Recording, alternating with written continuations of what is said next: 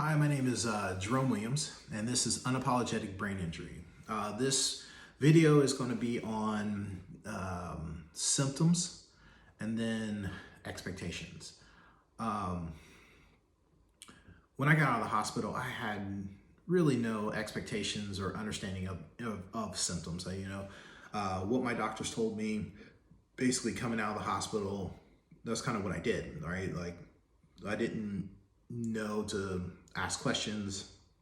Like I'd forgotten 45 days or so of previous of going in the hospital, and I'd lost a lot of vocabulary. Like there's all these things that I knew were issues, but I didn't know. Don't expect that, when you get out of the hospital, all your symptoms.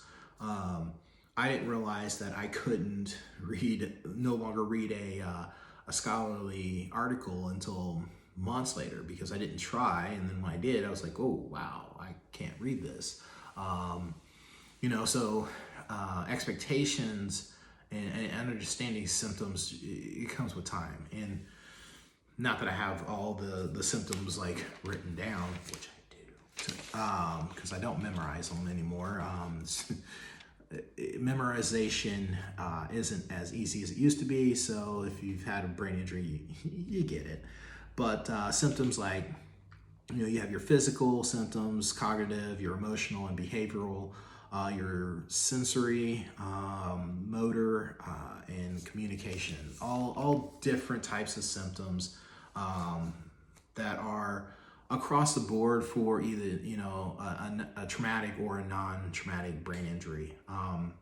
If you look at me, most people can't even tell that I have a brain injury. It wouldn't be unless I disclose it, or they may be able to see the line where I have a plate and had surgery, but for the most part they wouldn't necessarily know. But what I let other people know and what I know is really two different things. And it's going to be the same thing with you when you have your brain injury.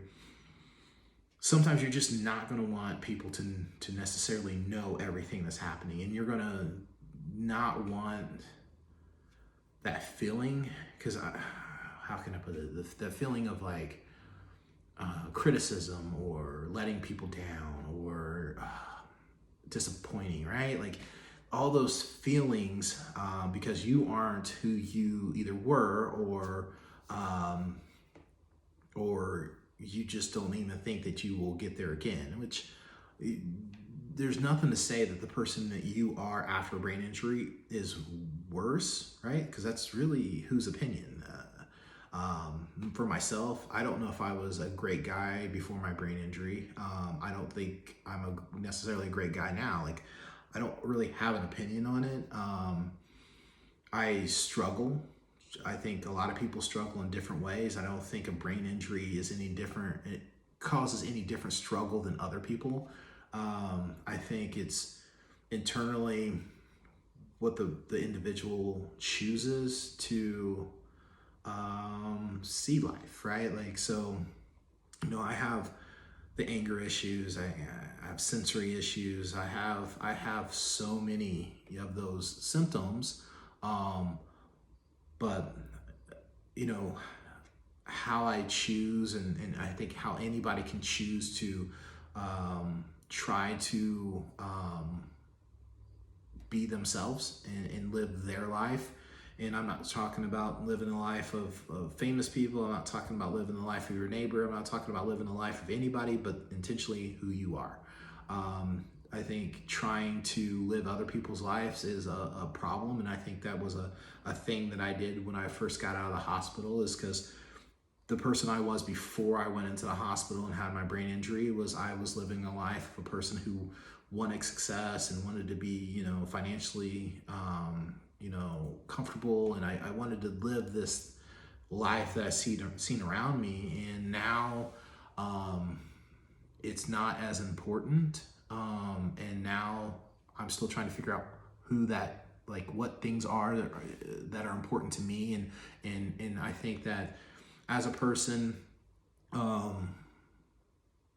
it's very, I can understand why in once you had a brain injury, it's, 40% of people that have had brain injuries within the next 2 years after their brain injury don't even go back to work, right? They go on, disability.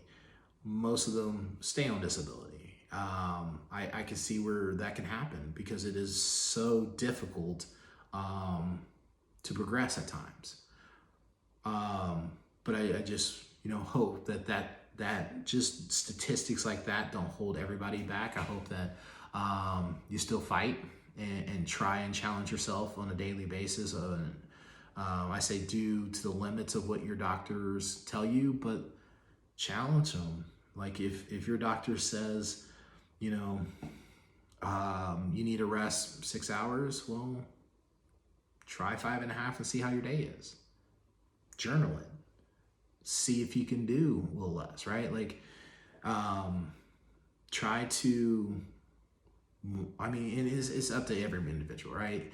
Be intentional about who you want to be in your journey. That's about all that you could do. I'm not going to sit here and act like I could tell anybody what they should or shouldn't do, but all I can do is tell you, be unapologetic about it, and understand that, this life is what you're going to make of it. That's pretty much all I can tell you. I've not lived in a perfect life by any means, but I can only do what I can and keep trying.